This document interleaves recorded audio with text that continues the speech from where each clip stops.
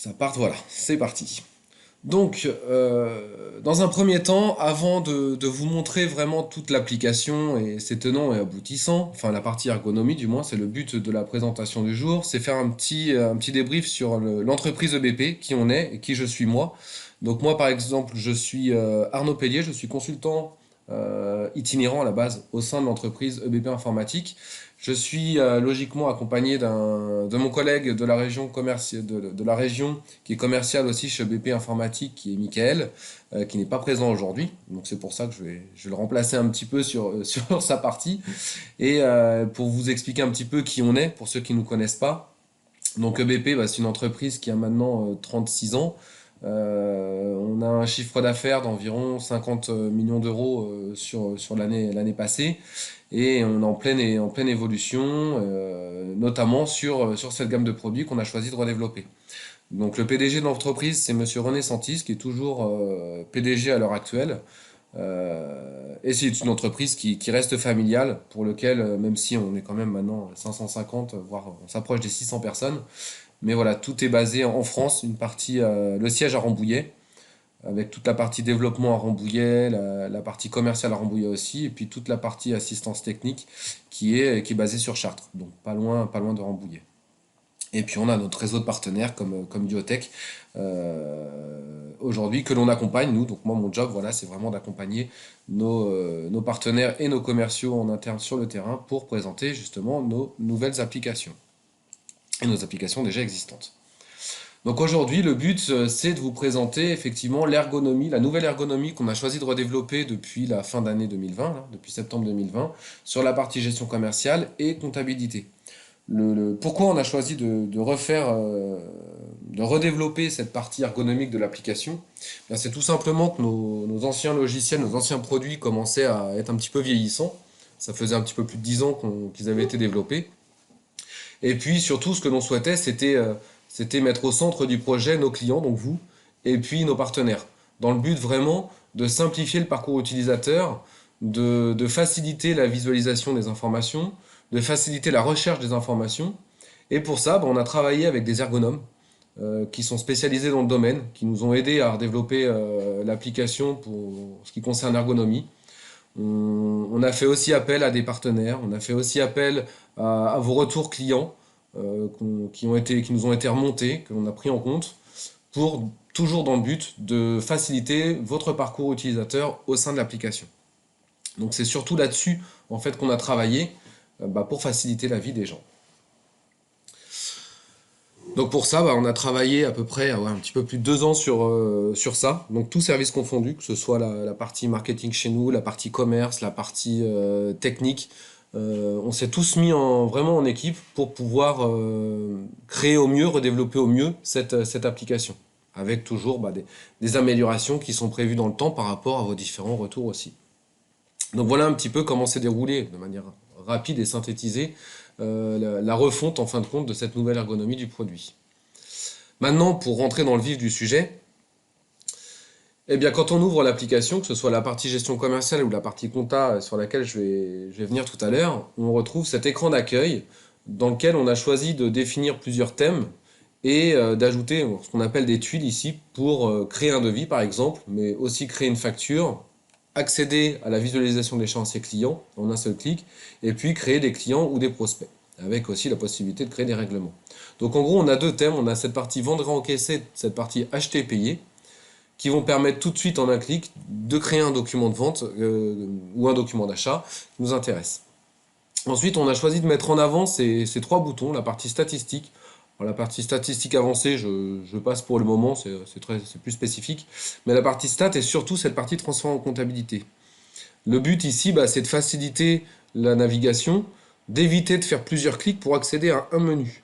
Auparavant, alors pour ceux qui connaissent nos anciennes versions, mais pour vous qui ne connaissent pas les anciennes applications, on avait plusieurs clics à faire pour accéder par exemple au transfert en comptabilité. Donc suite à des retours clients qu'on a eu là-dessus, et puis des retours aussi partenaires, eh bien on a choisi de mettre en avant ce bouton parce qu'on avait souvent bien le transfert en comptabilité. Pour y accéder, on est obligé de faire plusieurs clics, et du coup c'est assez fastidieux quand on veut le faire régulièrement dans la semaine. Donc du coup, je clique dessus et puis là, j'ai directement mon assistant qui s'ouvre pour effectuer mon transfert en comptabilité.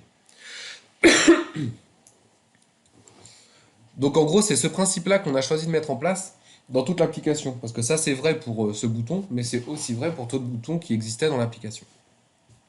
Ensuite, sur la partie droite du logiciel, donc ça c'est tout nouveau aussi, c'est cette notion de fil d'actualité qui permet en un clic d'accéder aux différentes nouveautés, corrections, améliorations de l'application dans laquelle on se trouve. Donc là, en l'occurrence, je suis sur la gestion commerciale, donc je vais visualiser les informations, les nouveautés de la gestion commerciale. Bien entendu, dans la partie comptable, j'aurai les informations de la comptabilité. Ensuite, un petit truc que j'aime bien ici, c'est la partie conseils et astuces.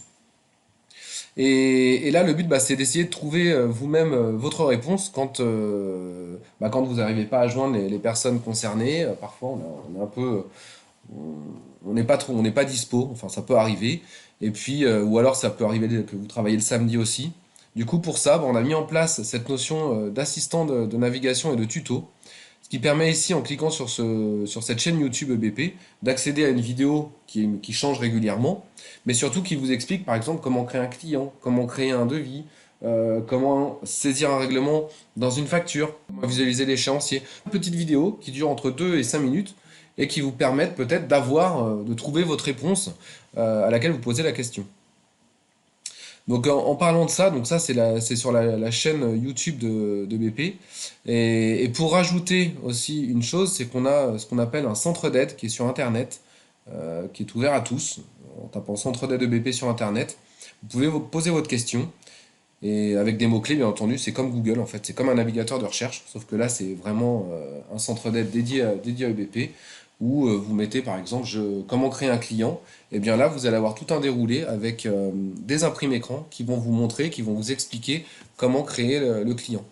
Donc voilà, c'est des petits outils qui sont là pour vous aider. Même nous, chez BP, on l'utilise aussi de temps en temps. Quand on a des questions auxquelles on n'arrive pas à répondre, ça peut arriver. Eh bien, c'est toujours utile d'avoir des outils qui peuvent nous aider à répondre à nos questions. Donc pensez-y, les petits tutos et puis le centre d'aide EBP qui peut aider. Et puis dans la partie fil d'actualité, on a cette notion de légal. Donc ça, ce sont des textes de loi que l'on intègre à l'application, qui renvoient sur les lois directement sur Internet. Là, en l'occurrence, la loi de finances 2021, la cellule d'écoute suite au contexte actuel, et puis des informations sur la facture électronique. Donc voilà, dans ce fil d'actualité, on retrouve des petites informations qui peuvent être intéressantes. Voilà pour la partie accueil. Ensuite, sur la gauche, on retrouve différents thèmes. Donc, ce sont en gros toutes les fonctionnalités sur lesquelles vous allez travailler au quotidien. C'est-à-dire qu'ici, on a choisi de structurer l'application vraiment par thème. Donc, toute la partie produit stock, toute la partie client-vente, dans laquelle on va retrouver les différents documents de vente, et puis les clients. Et puis toute la partie règlement échéancier, et puis fournisseur à achat. Alors, ce qui est important ici, c'est que cette barre de navigation, on a la possibilité de la mettre de manière verticale, comme c'est le cas ici de mon côté, ou bien d'une manière horizontale. Donc pour ça, je vais tout simplement accéder aux paramètres, donc j'y reviendrai tout à l'heure, paramètres système, et puis là dans la partie apparence, je vais pouvoir positionner ma barre de navigation à la verticale ou pas. Donc là je décoche. Donc ça c'est vraiment du confort de navigation et chacun choisit sa manière de travailler, comment on souhaite afficher les choses. Et du coup cette barre de navigation, cette barre de thème apparaît ici de manière horizontale. Donc là, voilà, chacun choisit vraiment sa manière de faire, je dirais, dans le produit. Moi, je vais remettre de manière verticale, ce qui me permet d'avoir les deux exemples, côté compta et côté gestion. Ensuite, on a cette notion de favoris. Alors, je vais les enlever, je vais supprimer ici mes favoris. Hop, supprimer ce que j'avais fait. Voilà. Et je reviens sur l'écran d'accueil. Et là, on constate dans cette barre, alors c'est assez interactif, c'est ça la force du produit et de l'ergonomie aujourd'hui, c'est qu'on peut faire des choses assez intuitives dans l'application. Et surtout que c'est favori à partir du moment où on n'a rien intégré en tant que favori dans l'application, donc c'est ni plus ni moins le fait d'affecter des fonctionnalités qu'on va utiliser le plus fréquemment possible dans ce menu pour éviter de les rechercher dans un autre thème. Donc c'est toujours dans le but de se faciliter la vie. Eh bien ça apparaît tout en bas quand on n'en a pas. Et puis à partir du moment où je vais ajouter par exemple avec un clic droit mes clients favoris, et bien automatiquement l'étoile favori bascule en haut de l'écran, ce qui va me permettre d'éviter de naviguer avec ma souris à 36 endroits et puis de me déplacer sur l'écran. Là, vraiment, je vais utiliser le panel du haut et puis cette partie favori pour accéder aux informations qui m'intéressent. Ensuite, justement, si je bascule sur le thème client, donc dans le thème client, je retrouve les sous-thèmes qui ont été centralisés. Donc on a épuré en fin de compte les boutons qu'on avait auparavant, pour ceux qui connaissent l'application. Et puis, vous allez voir tout à l'heure, on a épuré des fiches. Alors, il y a une chose qui est plutôt sympa aussi. Donc, je vous parlais d'une partie interactive. Et bien là, je suis sur les clients prospects parce que c'est la dernière fonction que j'ai utilisée.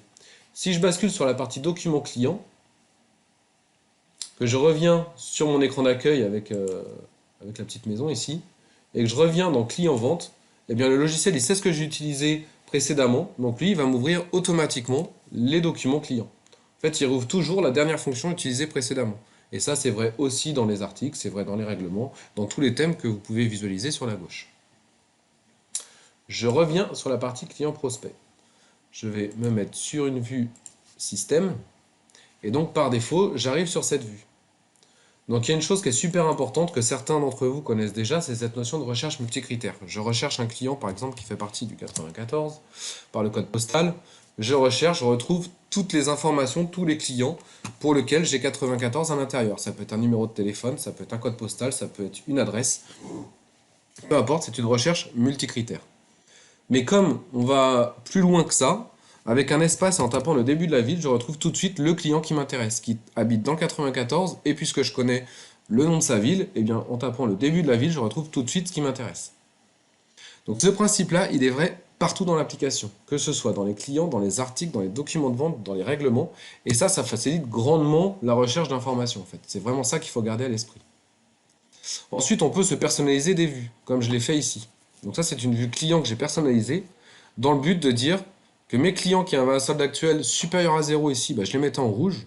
Pour ceux qui connaissent Excel, eh bien, c'est des mises en forme conditionnelles, c'est exactement le même principe qu'Excel. D'ailleurs, on retrouve des fonctions Excel et Word dans l'application. Tous les clients qui me doivent rien, bah, ils sont en vert. Et puis toutes les cellules, toutes les informations qui devraient être renseignées, qui ne le sont pas, eh bien, elles apparaissent d'une couleur particulière aussi. Pour aller plus loin dans ce genre de vue, toujours dans le but de se faciliter la vie et de faciliter la recherche d'informations, c'est qu'en restant sur cette vue client, on a la possibilité de voir quels sont les documents de vente que l'on a créés pour un client, et puis quelles sont les échéances qui ont été soldées ou non par rapport aux factures de ce client, toujours dans cette même vue. Donc pour ça, en fait, bah, dans cette vue, je l'ai personnalisé et j'ai ajouté des informations qui ici me permettent de regrouper les différents documents de vente en un seul type de document pour un client. Donc ça veut dire que là, pour mon client EKSCRL, eh bien, je vais visualiser toutes ces factures. Donc je retrouve ici, je sais exactement quelle facture j'ai créée pour mon client EKSARL, avec la somme du net à payer de chaque facture. Et puis pour aller plus loin, bah, je peux visualiser même le détail de chaque document. Et là, par exemple, eh bien, je peux avoir un compteur sur le nombre d'articles que j'ai intégrés dans mon document, et puis connaître les informations, les quantités vendues, le prix auquel je l'ai vendu, puisque là on récupère vraiment le prix de la ligne du document, et puis j'aurais pu pourquoi pas ajouter le prix d'achat et me faire une moyenne sur le prix d'achat aussi. Donc voilà, ce qu'il faut garder à l'esprit, c'est que dans une vue, que ce soit client ou article ou document de vente, on a cette possibilité de visualiser des informations en lien avec la vue de base, je dirais, donc là les clients, pour pouvoir rechercher et trouver facilement des infos nécessaires à la vie de l'entreprise. Donc à côté de ça, je retrouve l'onglet échéance règlement qui me permet aussi en 2 clics bah, tout de suite de savoir qui me doit quoi et quand est-ce que l'on m'a réglé une partie ou la totalité du règlement concerné. Donc là par exemple, je sais que j'avais une échéance au 24 décembre 2020 d'un montant de 85 euros, où on a réglé 45. Non, le solde dû pardon, est de 45 euros, mais on a réglé 40 le 14 janvier 2021. Ça pointe le numéro de facture 19 dans telle banque et avec tel moyen de paiement. Donc à partir de ces infos-là, bah, je peux tout à fait aller visualiser ma facture 19 et voir si le client m'a bien payé retrouver le règlement et retrouver les infos concernées. Donc là, ça m'évite vraiment d'aller naviguer dans 36 menus pour pouvoir retrouver des informations en un seul clic, en une seule vue, en fin de compte, je retrouve ce qui m'intéresse. Ensuite, pour parler un petit peu d'autre chose que la personnalisation des vues, on retrouve des boutons tout en haut de l'écran ici, qu'on a choisi de mettre en avant aussi. Par exemple, pour les clients, de consulter l'historique client-article. Donc en un clic ici, j'arrive tout de suite, un peu dans le même principe que ma vue, hop là, à visualiser tout l'historique de mon client. Je peux tout à fait rechercher de la même manière que j'ai fait tout à l'heure dans mes clients. Et en plus, j'ai cette notion de filtre qui me permet de filtrer, d'affecter des filtres supplémentaires, que ce soit de la période, d'un autre client ou d'une multisélection de clients, de type de document. Et puis ce qui me permet de retrouver, dans le même principe que tout à l'heure, les différentes informations qui m'intéressent. J'ai le même principe pour la partie article, et puis pour les autres onglets qui sont liés à des modules ici dans mon application. Donc voilà, je peux tout à fait retrouver un article, à quel prix je l'ai vendu par rapport à un autre. Donc voilà, je vois que la figurine, je peux l'avoir vendue 36,77 € à un moment donné, et puis là, j'aurais très bien pu la vendre 15 € par la suite. Et j'aurais pu historiser mes différents prix de vente du coup dans mon logiciel. Dans le même principe, on retrouve l'échéancier du client, qui nous permet ici de visualiser toutes les échéances du client concerné. Donc c'est pareil, la partie filtre avec la notion de période pour pouvoir filtrer de manière supplémentaire les différentes informations. Hop, je reviens sur ma partie client. Tac. Et je retrouve, en sélectionnant un client, ce bouton plus d'action. Et ça, on le retrouve vraiment dans toutes les fiches, en fin de compte. C'est pour ça que ce que je vous montre là, c'est vrai partout dans le logiciel. Mais ce bouton plus d'action permet de retrouver des informations clients, en fin de compte, et des informations en fonction de la fiche que l'on sélectionne. Alors là, j'ai pas grand chose sur les clients parce que j'ai pas 36 options, mais vous allez voir tout à l'heure que dans la partie document de vente, je vais avoir beaucoup plus de choses, et c'est là qu'on va voir toute l'interactivité de l'application. Je vais juste ouvrir une fiche supplémentaire. Allez, voilà, elle est en train de s'ouvrir sur mon autre écran. Pour vous montrer un petit peu comment ont été structurées les fiches. Alors ce principe-là est vrai aussi du coup dans les articles, dans les documents de vente et dans toutes les fiches existantes dans l'application. En gros, dans cette nouvelle ergonomie, on a choisi aussi d'épurer et de simplifier les choses. Donc c'est-à-dire qu'il n'y a plus cette notion d'onglet comme on pouvait avoir avant pour ceux qui connaissent l'application, mais on retrouve toujours cette notion de thème sur la gauche, dans le même principe que les thèmes qu'on retrouve sur l'écran général du logiciel. Mais du coup, les thèmes identification, facturation, règlement, tout ce qui est lié au client, et surtout, cette possibilité de masquer et de n'afficher que ce qui nous intéresse dans les fiches. Et ça, c'est super important parce que c'est vrai par l'utilisateur. Vous pouvez tout à fait avoir un utilisateur qui a besoin de visualiser non seulement l'adresse de facturation, mais aussi le contact de facturation, et puis un autre utilisateur qui ne va pas forcément avoir ce besoin. Et dans ces cas-là, on va pouvoir masquer et épurer la fiche comme on le souhaite, en fonction de son besoin. Donc là, c'est pareil, la facturation périodique, j'en ai pas d'utilité, je peux la masquer, ces informations-là, je n'en ai pas besoin non plus, j'épure. J'épure au maximum la fiche, comme ça je ne travaille qu'avec ce que j'ai besoin. Et ça permet tout de suite de visualiser les informations qui nous intéressent. On retrouve aussi le total échu de la fiche, dans la fiche client en haut à droite, et puis cet onglet notes, qui est disponible, dans lequel on peut associer des documents qui seront stockés dans la base de données, et puis pourquoi pas saisir des notes X ou Y, où l'on pourra, pourquoi pas, afficher dans la vue derrière. Donc ce principe de notes, il est vrai aussi dans les fiches articles, dans les documents de vente, et puis dans tout ce qui va dans le logiciel. Justement, pour basculer rapidement sur la partie produit stock, eh bien on retrouve le même principe. Je vais accéder à mes articles. On trouve toute la liste d'articles structurés par type, avec ce bouton plus d'action en fonction de la sélection d'un article. Donc là, si je clique sur un article de type bien, qui est justement matérialisé avec une pastille rouge, eh bien je vais pouvoir visualiser toutes les informations liées à mes types d'articles bien. Si je clique sur un article de type service, qui est là matérialisé d'une autre couleur, eh bien je vais retrouver des informations qui potentiellement pourront être différentes. Je retrouve cette partie consulter les mouvements de stock, qui arrive directement en tant que bouton dans la liste d'articles. Ce n'était pas le cas auparavant. Donc ça, Je parle là aussi pour les personnes qui connaissent déjà l'application et qui avaient l'habitude de retrouver la ligne mouvement de stock sur la gauche. La partie consultation des stocks est maintenant affichable à partir d'un bouton. Et ce qui est super intéressant ici, et là je parle pour les nouveaux clients aussi qui n'ont pas encore EBP, c'est qu'on peut faire une multi-sélection, consulter, alors là j'ai pris des articles de type service, ça va pas être très utile, mais ici, on peut tout à fait faire une multi-sélection d'articles, cliquer sur le bouton consultation, consulter les mouvements de stock et filtrer directement sur les articles qui nous intéressent pour consulter les différents mouvements, les différentes entrées, les différentes ventes et achats qu'il y a eu. Et puis là, je reviens sur la partie article, je coche uniquement l'article qui m'intéresse et là, je consulte uniquement l'article qui m'intéresse. Et puis si je souhaite affiner, bah, je retrouve toujours cette partie filtre dans laquelle je peux affiner mes filtres.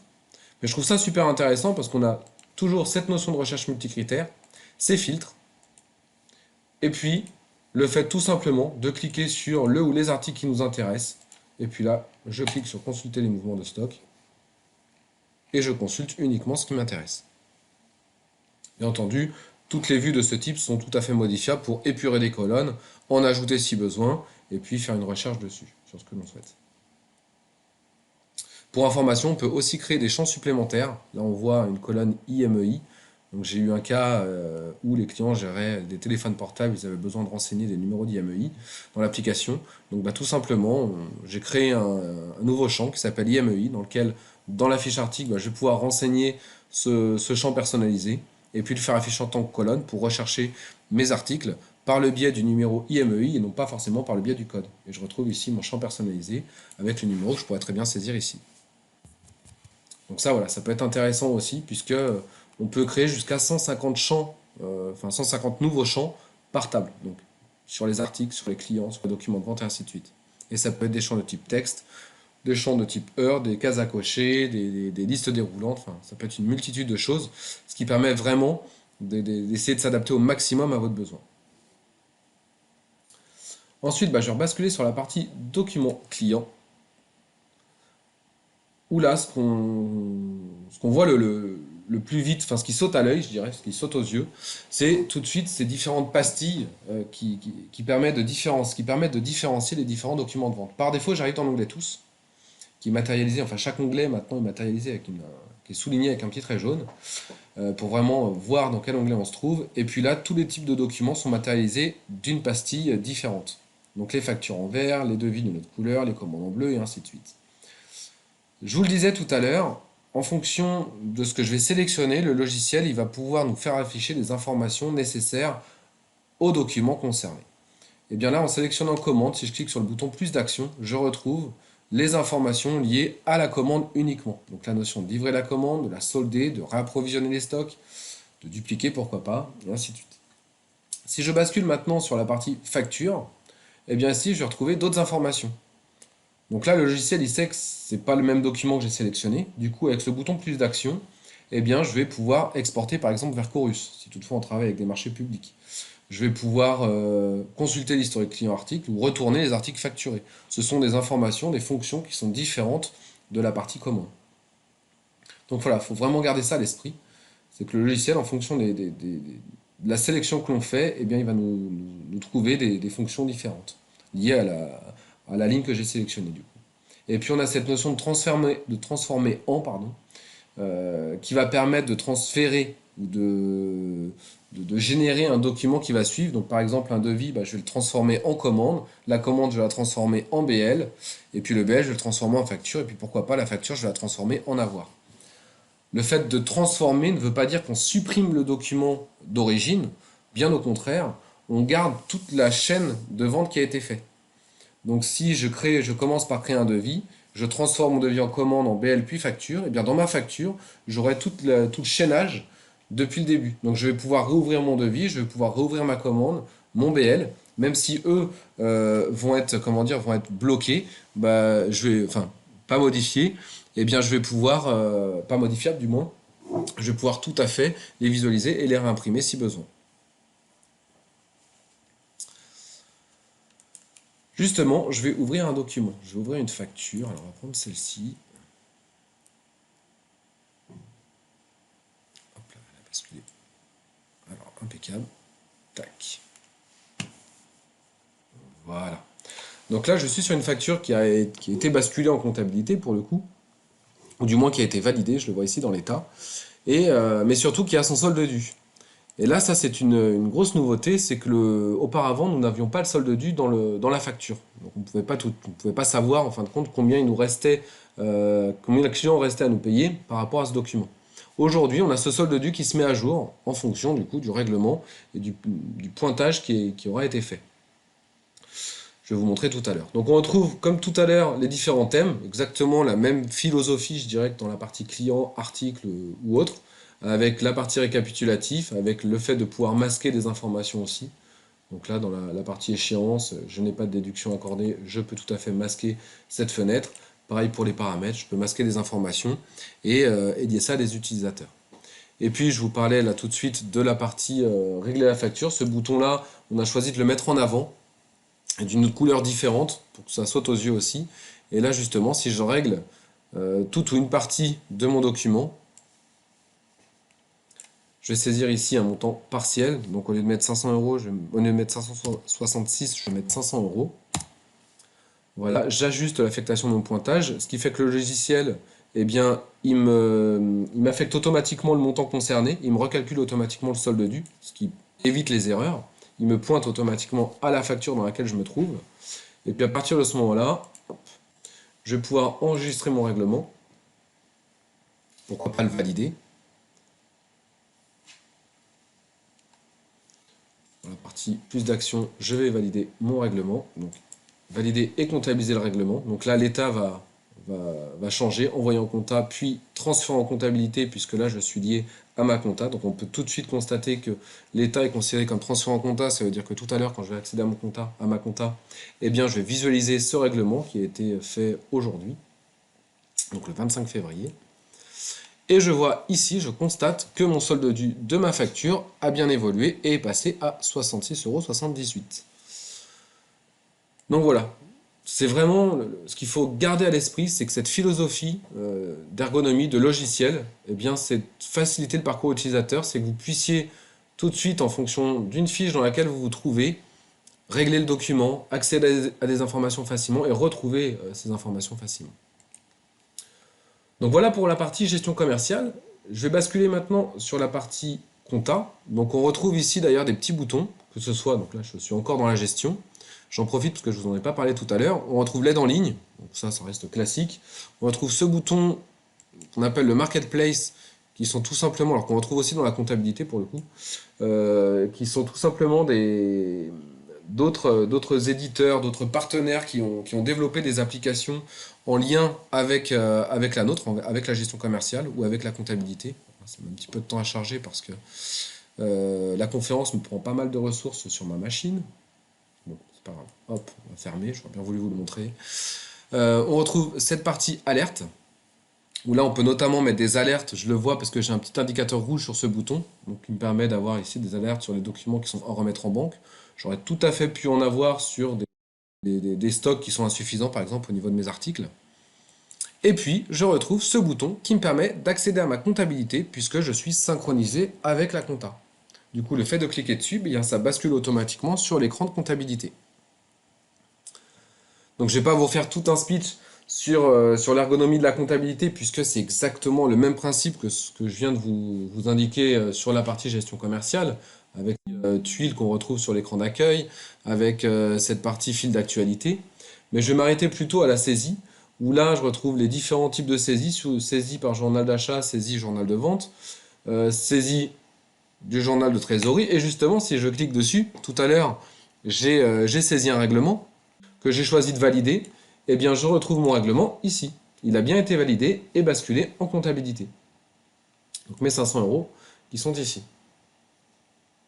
Et ici, j'ai tout à fait la possibilité de visualiser le document et si je fais voir le document, d'ouvrir directement la fiche règlement de ma gestion commerciale à partir de ma comptabilité. Donc pour vous, en tant qu'utilisateur, en fin de compte, il faut garder à l'esprit que c'est tout à fait transparent. Vous validez une facture dans la partie gestion, elle bascule automatiquement en compta. Vous validez un règlement dans la partie gestion, ça bascule automatiquement en compta. Et du coup, je dirais qu'il y a comment dire, des facilités, parce que derrière, en comptabilité, on a cette possibilité de définir des petites options, notamment sur un compte, qui est la notion de lettrage automatique au pointage et de lettrage partiel automatique au pointage. On part du principe que l'on saisit tout dans la gestion commerciale, que ce soit les factures et ou les règlements, en soldant du coup l'échéance de la gestion commerciale, enfin de la facture issue de la gestion commerciale dans la GESCOM, et le tout c'est tout basculer en compta. Ce qui fait que ici dans ma comptabilité, eh bien, au niveau de mon lettrage, ça va lettrer automatiquement mon écriture comptable puisque j'aurais choisi de, comment dire, de valider, de générer ma facture dans la gestion, puis de générer le règlement dans la gestion et de tout basculer en comptabilité. Et du coup, le fait de tout basculer, le logiciel de compta part du principe que c'est soldé en gestion commerciale, le règlement est saisi et pointé à telle facture, du coup, je lettre automatiquement mon écriture. Donc en gros, dans la compta, quand on travaille avec une gestion commerciale associée, on n'a plus d'écriture, je dirais, de négoce, achat-vente à saisir, ni à lettrer, puisque ça se fait tout seul. Ça n'empêche pas une vérification humaine d'un grand livre ou d'une balance, bien sûr. Mais voilà, le tout, c'est vraiment de faciliter la saisie, d'éviter des erreurs aussi, puisqu'à partir du moment où on sait que c'est correct dans la partie gestion, ce sera forcément correct dans la partie compta. Et je retrouve ici, par exemple, des codes lettrage qui ont été générés automatiquement par le fait d'avoir basculé des factures directement dans ma comptabilité.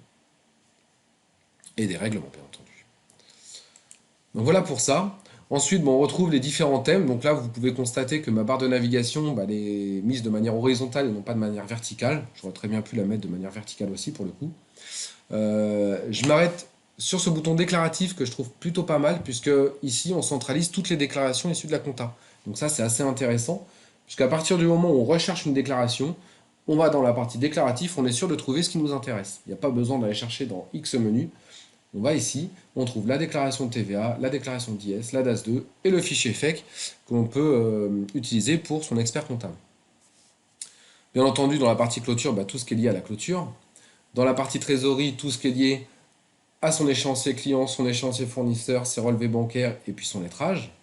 Dans la partie consultation, tout ce qui est consultation analytique, balance inter-exercice et grand livre aussi, enfin, balance inter-exercice et puis grand livre général et balance générale, avec notamment la balance auxiliaire, les grands livres auxiliaires, si toutefois on a basculé le plan comptable sur la compta auxiliaire, et puis la partie analyse, voilà, où j'ai retrouvé ici les différentes informations. La consultation analytique plutôt ici, plutôt que dans la partie consultation, avec les statistiques, et puis la notion de prévision de trésorerie qui va nous permettre de visualiser des décaissements à prévoir et des encaissements à prévoir, qui ne rentreront pas en ligne de compte dans la compta, mais dans lequel on peut faire ces différentes prévisions et récupérer les échéances non soldées de la partie comptabilité. Donc ça, c'est plutôt intéressant aussi d'avoir cet outil de prévision de trésorerie disponible dans la compta.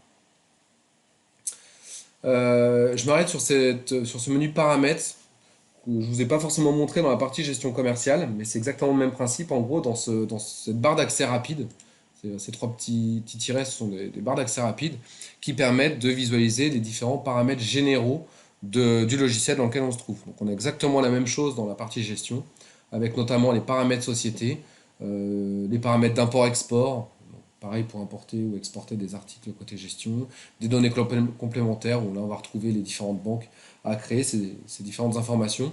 Et puis ici, les paramètres comptables qui vont nous permettre d'ouvrir le plan comptable et d'ajouter des nouveaux comptes si besoin. Donc là, je peux tout à fait accéder à mes clients et puis pourquoi pas ajouter un nouveau compte tiers.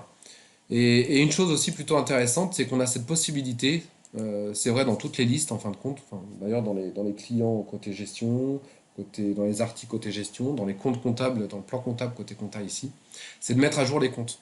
Et ça c'est super utile parce que si on a 150 comptes pour lesquels on souhaite faire une modification identique, eh bien on va pouvoir utiliser cette option. Bien entendu, bien faire une sauvegarde avant par précaution, mais on va pouvoir ici aller sélectionner le champ qui nous intéresse. Par exemple, je souhaite cocher le lettrage approché dans chacun des comptes que j'ai sélectionnés. Et bien ici, je fais une saisie globale, je coche la valeur appliquée et il va me cocher automatiquement sur les différents comptes que j'ai sélectionnés précédemment cette coche, ce qui m'évite d'ouvrir chaque compte un par un et de perdre du temps à le faire. Je sélectionne 10, 15, 20, 50 comptes, je sélectionne, je coche le champ qui m'intéresse et je valide et en 5 minutes c'est fait. Donc voilà, c'est des choses qui existait auparavant, mais ici qu'on a choisi de mettre en avant pour toujours dans le but de faciliter la navigation et la recherche des informations. Voilà pour la partie compta, qui reste après de manière générale assez classique, la déclaration de TVA qu'on retrouve ici aussi sur l'écran d'accueil. Donc, ce sont des tuiles, hein, qui permettent vraiment d'avoir des raccourcis sur les différentes fonctions. Et puis si je reviens sur la partie gestion commerciale, une petite chose que je ne vous ai pas montré, mais sur cette partie tableau de bord qui existe, c'est qu'on a la possibilité de personnaliser ce tableau de bord. Donc là, j'ai mis en place l'évolution des chiffres d'affaires par mois. Donc ça existait, ça existe de base dans l'application. Mais on a la possibilité de modifier et puis d'augmenter son nombre d'années ou de diminuer son nombre de mois, tout dépend sur quelle période on souhaite faire son comparatif. Mais ce qui permet tout de suite de voir mois par mois si on est en hausse au niveau de son chiffre d'affaires ou plutôt en baisse, ou plutôt égal à ce qu'on faisait le mois de l'année qui nous a précédé.